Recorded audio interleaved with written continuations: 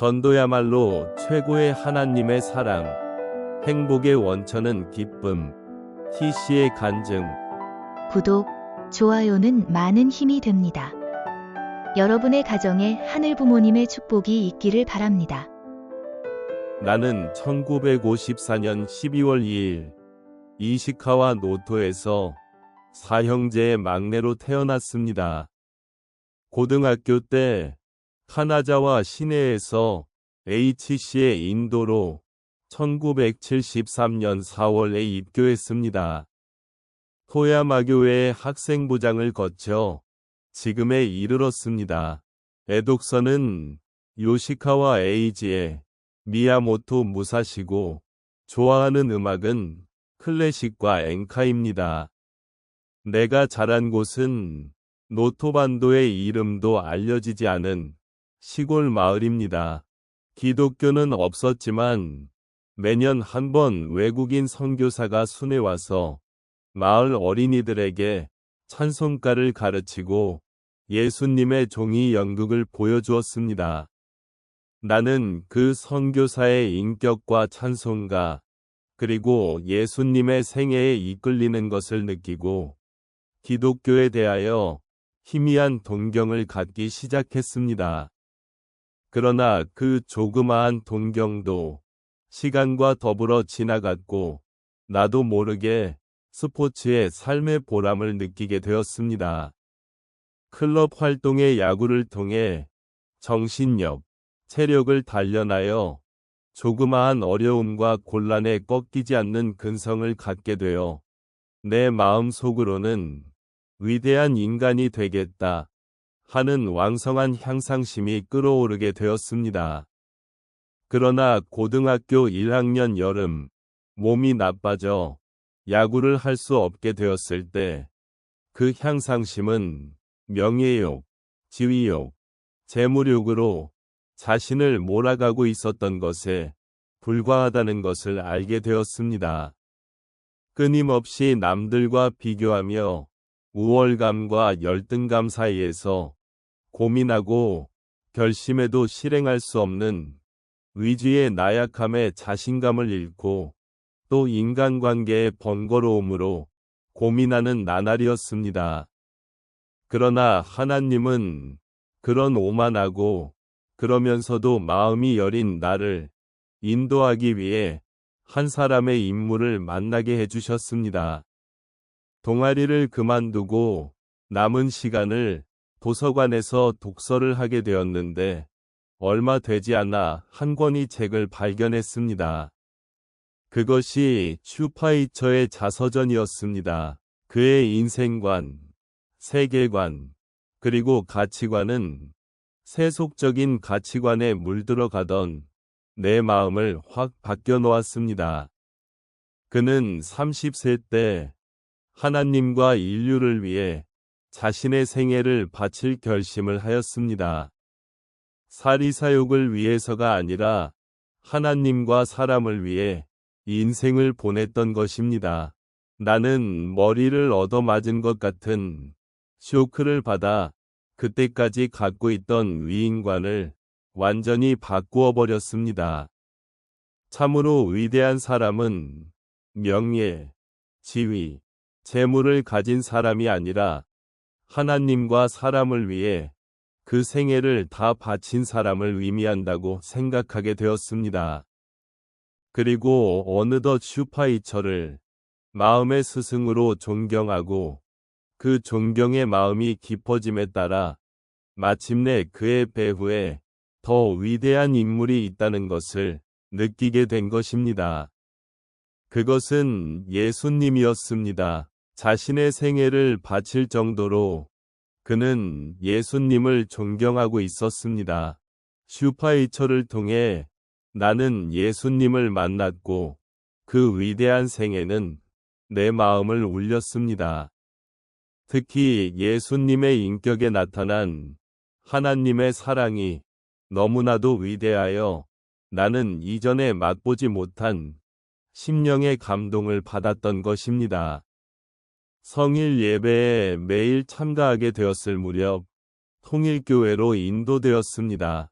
처음에는 일요일이 되면 9시 반부터 가톨릭 교회 예배에 참가하고 끝나면 바로 통일교회 예배에 참가하여 두 교회를 대비하였습니다. 마침내 어느 하나를 선택해야 했을 때 나는 고민하고 망설이고 허덕이고 기도하지 않을 수 없게 되었습니다. 그러나 내 마음속에는 통일교회 청년들의 하나님은 절대로 살아계신다. 그러므로 하나님의 나라는 지상에 반드시 실현한다고 한 너무나도 확신에 찬 말이 계속 남아 숨쉬고 있었습니다. 나는 그 말에 감동받아 이끌리어 통일교회의 신앙으로 인도되었습니다.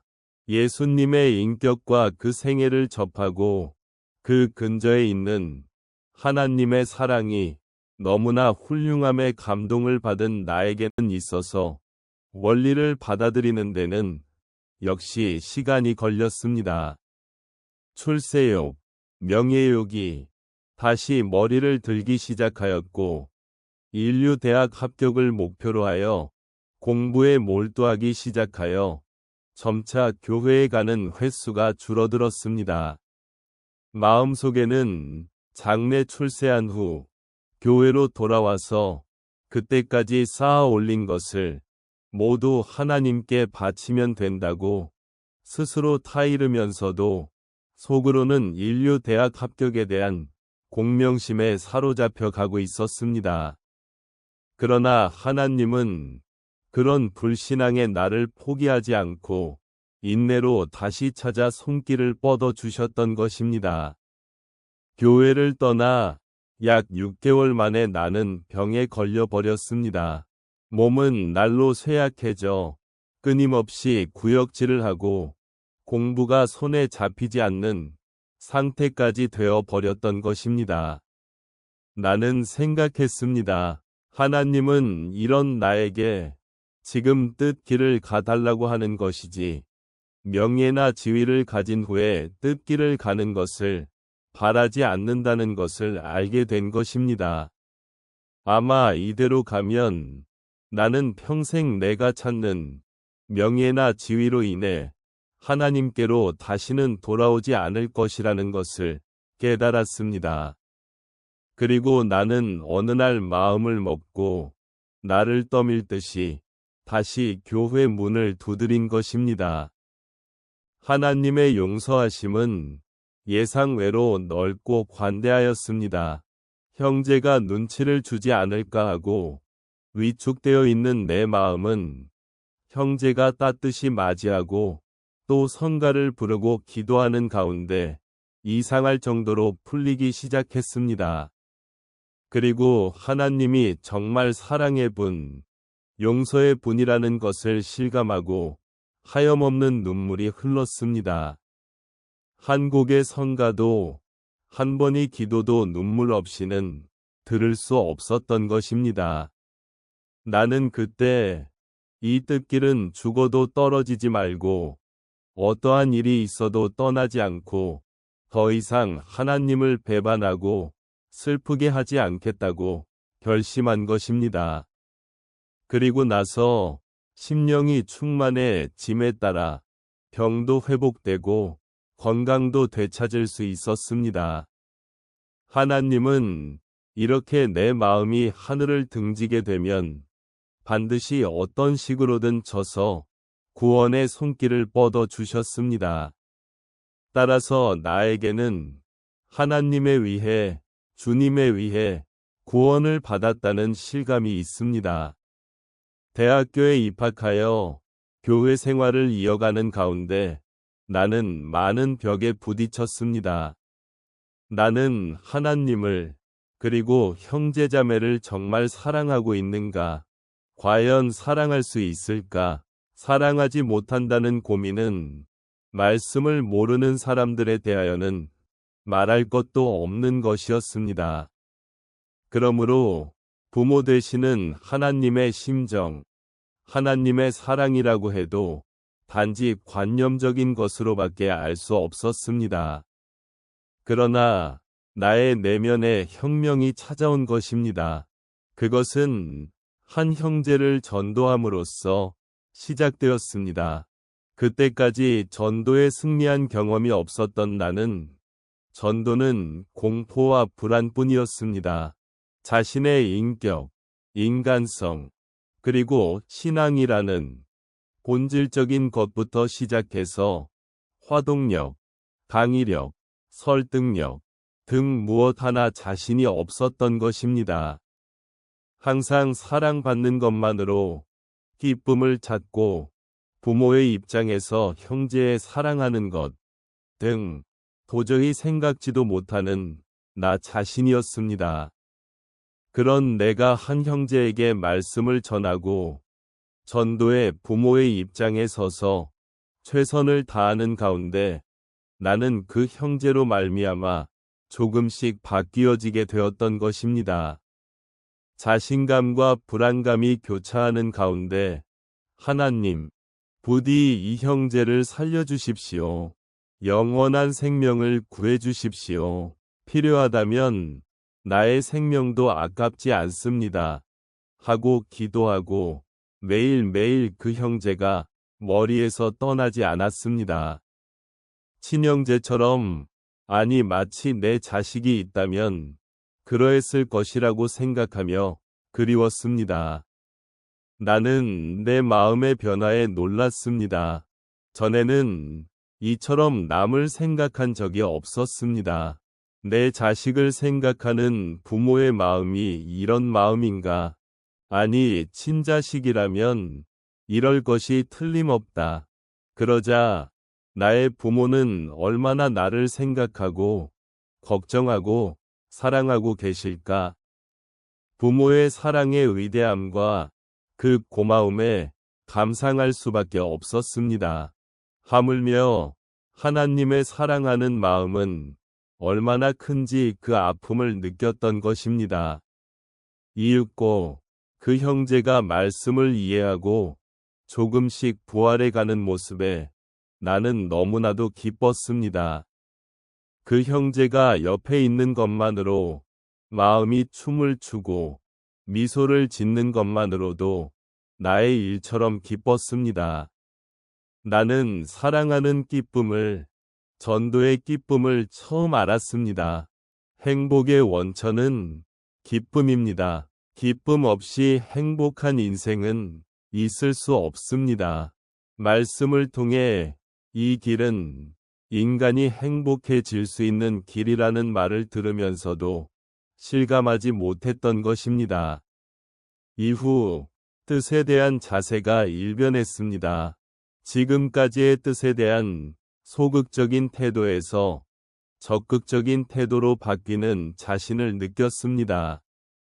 즉, 힘들어도 가야 할 뜻길에서 힘들어도 가고 싶은 뜻길로 바뀐 것입니다. 전도야말로 우리 한 사람 한 사람에 대하여 주의 최대의 사랑이라고 확신하게 되었습니다. 나는 전도하는 가운데 무슨 말을 할까, 어떻게 지도할까 하고 생각하기 이전에 하나님 곁으로 돌아와 달라 하는 간절한 하나님의 마음이 들어야 한다는 것을 깨달았습니다. 한 생명을 이끄는 과정에서 만감을 넘어 부모의 입장에 섰을 때 전도자가 살고 말씀에 잘 받아들여 주었습니다. 전도는 하나님의 역사가 없이는 절대 될 수 없다는 것을 통감합니다. 끊임없이 하나님이 역사할 수 있는 내가 되기 위해 역시 생활, 자세가 가장 중요하다는 것을 실감합니다. 특히 심정생활을 바르게 하는 것이 하나님의 운세를 부르는 비결이라고 생각합니다. 심정생활을 바르게 하는 이 포인트를 잡으면 전도는 결코 새삼스러운 것이 아니고 특별한 것도 아니면 생활 그 자체라고 하는 실감이 있습니다. 옆에 있는 사람에게 아무렇지도 않게 말을 거는 것부터 전도의 첫걸음이라고 생각합니다.